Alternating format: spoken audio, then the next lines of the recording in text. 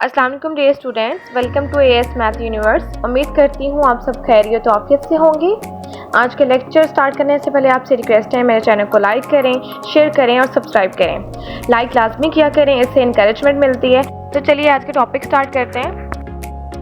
बिस्मिल्लाहिर्रहमानिर्रहीम। Dear students, हमने exercise 1.6 के क्वेश्चन नंबर 1 to 5 जो हैं वो कम्प्लीटली सॉल्व कर लिए हैं और इसमें हमने दो मेथड अप्लाई करने थे, मैट्रिक्स इन्वर्जन और ग्रामर रूल।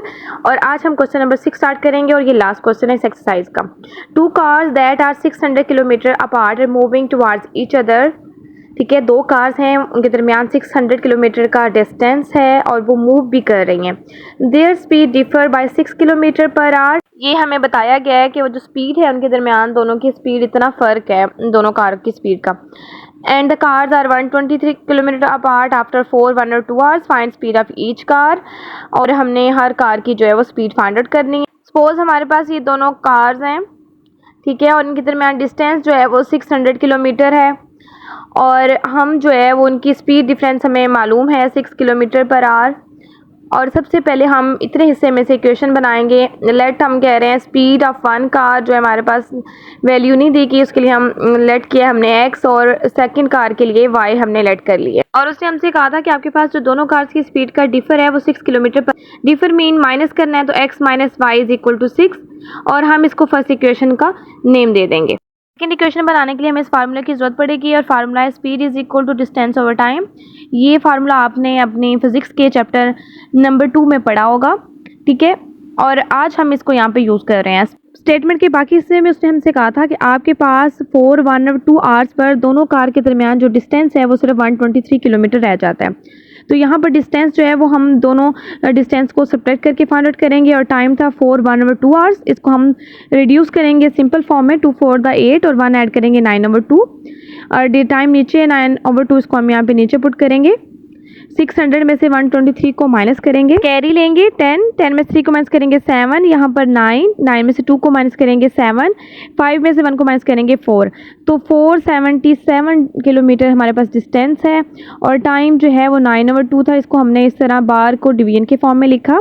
अब ये रूल हमें मालूम है, आप छोटी क्लासेस से इस चीज़ को सीख रहे हैं कि जब डिवीजन का साइन आता है और तो हम क्या करते हैं उसको मल्टीप्लाई में चेंज करते हैं और सेकेंड वैल्यू को उलट कर देते हैं। ऊपर वाली वैल्यूज़ मल्टीप्लाई हो जाएंगी। 2 7 14, 4 लिखेंगे 1 कैरी, 2 7 14 और कैरी ऐड करेंगे 15, 5 लिखेंगे 1 कैरी, 2 4 8 और कैरी ऐड करेंगे 9 54 को अब हमने 9 पे डिवाइड करना है। इसको डिवाइड भी कर सकते हैं क्योंकि यहाँ पर एक टेबल पर ये दोनों वैल्यूज़ कैंसिल हो रही हैं, तो इसलिए इसको यहीं पे सिंप्लीफाई करेंगे। 9 1 द 9, ऊपर भी 9 1 द 9, दो डिजिट्स लेने हैं इसलिए 0 लिखेंगे और 9 6 द 54। तो x plus y is equal to 106 और इस को हमने सेकेंड इक्वेशन का नेम दे दिया है। इन्हीं दोनों इक्वेशंस को यूज़ करेंगे और इन पे दोनों मेथड हैं वो तमाम क्वेश्चन की तरह बारी बारी अप्लाई करेंगे। First method matrix inversion method है और स्टेप फर्स्ट में हमारे पास मैट्रिक्स फॉर्म बनाते हैं हम, और यहाँ पर तमाम वेरिएबल्स के यहाँ पे कोफिशिएंट्स मौजूद नहीं है, तो हम सपोज करेंगे वो कोफिशिएंट्स हमारे पास 1 है। अब यहाँ पर -5 था, इसकी जगह पे -1 लिखेंगे, 1 और 1। सेकेंड मैट्रिक्स हमारे पास x और y का होगा और राइट साइड पर हमारे पास जो मैट्रिक्स है वो कांस्टेंट का होगा और कांस्टेंट है 6 और 106। और फिर हम इन्हें नेम असाइन करेंगे, लेट करेंगे फर्स्ट के लिए a और वेरिएबल के लिए x और कांस्टेंट के लिए b मैट्रिक्स का नेम। स्टेप 2 में हम फार्मूला मेंशन करेंगे। फार्मूला हम इसी इक्वेशन से बनाते हैं। मैं अलग अलग इनके नेम मैट्रिसेस किस लिए मेंशन नहीं करती, ये मेरे लिए बहुत इजी हो जाता है इक्वेशन बनाना और फिर उससे ये मैट्रिक्स फार्मूला वाली इक्वेशन जो है वो ड्राइव करना। x इज इक्वल टू, और ये a जब उधर चला जाएगा डिवाइड होगा और फिर ऊपर जाके इन्वर्स की फॉर्म में चेंज हो जाएगा। और a इन्वर्स के लिए हमें जॉइंट ऑफ a और a डिटर्मिनेंट चाहिए। सबसे पहले हमें डिटर्मिनेंट फाइंड आउट करेंगे। डायगोनल इज 1 और 1 है, मल्टीप्लाई किया तो 1 आया, -1 और 1 को मल्टीप्लाई किया तो -1 आया और जब बाहर वाले माइनस से मल्टीप्लाई होता है +1 आ गया, दोनों को ऐड किया और 2 आ गया। और जॉइंट फाइंड आउट करने के लिए डायगोनल हमारी 1 है, दोनों उनको रिप्लेस करना है, कोई फ़र्क नहीं पड़ेगा। नॉट डायगोनल के साइन चेंज करने हैं, ये माइनस जो 1 है हमारे पास वो +1 में चेंज हो जाएगा और +1 जो है वो -1 में चेंज हो जाएगा। अब ये इन्वर्स की फार्मूले में इन दोनों को पुट करेंगे। ऊपर हमें जॉइंट ऑफ ए जो हमने अभी फाइंड आउट किया इसको पुट करना है और नीचे 2 को पुट करना है। 2 और जॉइंट की तमाम एंट्रीज को डिवाइड कर रहे हैं, इसलिए हमने हर एंट्री के साथ जो 2 को अलग अलग इस तरह डिवीजन में लिख लिया है। अब यहाँ तक ये हमारा इन्वर्स जो है फाइंड आउट हो चुका है। अब हम स्टेप 3 की तरफ बढ़ते हैं। जिसमें हमारे पास इक्वेशन हम लिखेंगे x is equal to inverse b और x की जगह पे हमने एक्स वाई का कॉलम मैट्रिक्स लिखा, इनवर्स जो फाइंड आउट किया उसको लिखा और b की जगह पे हमारे पास जो कांस्टेंट का मैट्रिक्स था उसे लिखा। फिर हमने मल्टीप्लाई करना है इन दोनों को, इनवर्स और b को। मेरे पास कॉलम हमारा एक ही है और इसलिए फर्स्ट रो को इसी कॉलम से मल्टीप्लाई करेंगे और फिर इसी तरह सेकंड रो को इस कॉलम से मल्टीप्लाई करेंगे। सिंप्लीफाई करते हैं, 2 1 2 और 2 3 6। इसी तरह इसको भी करेंगे, 2 1 2, 2 5 10 और 2 3 6। 2 1 2, 2 3 6। इसको भी करेंगे, 2 1 2, 2 5 10, 2 3 6। मजीद सॉल्व कर लेते हैं। 1 को 3 से मल्टीप्लाई करेंगे 3, प्लस 1 को 53 से मल्टीप्लाई करेंगे 53। इसी तरह -1 को 3 से मल्टीप्लाई करेंगे -3, प्लस 1 को 53 से मल्टीप्लाई करेंगे तो 53 आ जाएगा। इस तरफ हम x और y का जो कॉलम मैट्रिक्स है उसको साथ लेके यूं ही चलेंगे। 3 में 53 ऐड करेंगे 56 और ये अब सब्ट्रैक्ट हो जाएंगे क्योंकि ऑपोजिट साइंस है, तो 50 आ जाएगा हमारे पास। दोनों मैट्रिसेस हमारे पास एक दूसरे के इक्वल हैं, यानी कि कॉरस्पॉन्डिंग इंटीजर्स भी इक्वल हैं। तो हमारे पास x की वैल्यू 56 है और y की वैल्यू 50 है। अब हम इस चीज़ को वेरीफाई कर लेते हैं कि हमारे पास जो x और y की वैल्यूज बिल्कुल करेक्ट है। उसके लिए हमने जो फर्स्ट इक्वेशन बनाई थी x minus y is equal to 6 वो यूज़ कर रहे हैं। x की वैल्यू 56 और y की वैल्यू 50 है। 56 में से 50 को माइनस करेंगे, आंसर आएगा 6। राइट साइड पे ऑलरेडी 6 था तो दोनों साइड इक्वल हैं, तो इट्स मीन x और y की वैल्यूज बिल्कुल करेक्ट। सेकंड मेथड है हमारे पास क्रैमर रूल। इसमें इक्वेशंस हमारे पास वही दोनों हमने यूज़ करनी है।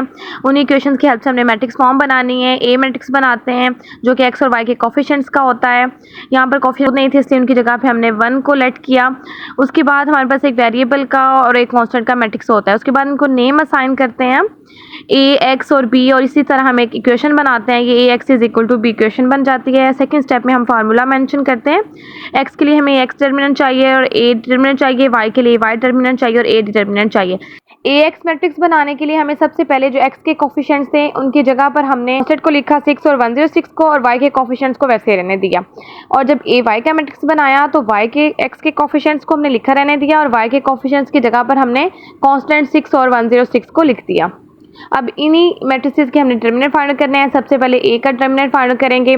इसमें हम डायगोनल एंट्रीज को मल्टीप्लाई करते हैं। सबसे पहले 1 को 1 से मल्टीप्लाई करेंगे 1, -1 और +1 को मल्टीप्लाई करेंगे -1, बाहर वाले माइनस से मल्टीप्लाई होकर +1, 1 में 1 ऐड करेंगे 2।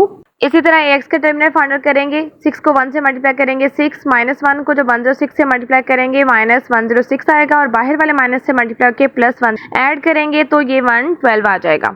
से y का डिटर्मिनेंट फाइंड करेंगे। 1 को 106 से मल्टीप्लाई करेंगे 106 आ जाएगा, -6 को 1 को मल्टीप्लाई करेंगे -6 आएगा, 106 में 6 को माइनस करेंगे तो 100 आ जाएगा। नेक्स्ट स्टेप 3 है हमारे पास। इसमें हमने डिटर्मिनेंट की वैल्यूज पुट करनी है और आंसर फाइंड आउट करना है। ax का डिटर्मिनेंट हमारे पास है 112 और a डिटर्मिनेंट है 2। डिवाइड करें या सिंप्लीफाई कर लें, 2 1 2, 2 5 10, 1 उधर चला जाएगा 12, 2 6 12, तो x की वैल्यू है 56। y के लिए हमें y का डिटर्मिनेंट चाहिए 100 है, उसको 2 पे डिवाइड करेंगे, 2 1 2, 2 5 10 और 0, 50। y की वैल्यू हमारे पास 50 है। और अगर आप इनको कंपेयर करें अपनी पीछे वाले मेथड में जो हमने वैल्यूज x और y की फाइंड आउट की हैं वो सेम होंगी और इट्स मीन हमारी जो दोनों मेथड्स में x और y की वैल्यूज बिल्कुल ठीक हैं। Dear students, thanks for watching. उम्मीद है आज का लेक्चर आपको समझ आ गया होगा। अगर किसी क्वेश्चन में कोई इशू है तो कमेंट में मेंशन कर दीजिए, मैं आपको रिप्लाई करूँगी। मिलते हैं नेक्स्ट वीडियो में, तब तक अपना ढेर सारा ख्याल रखिएगा। अल्लाह हाफिज़।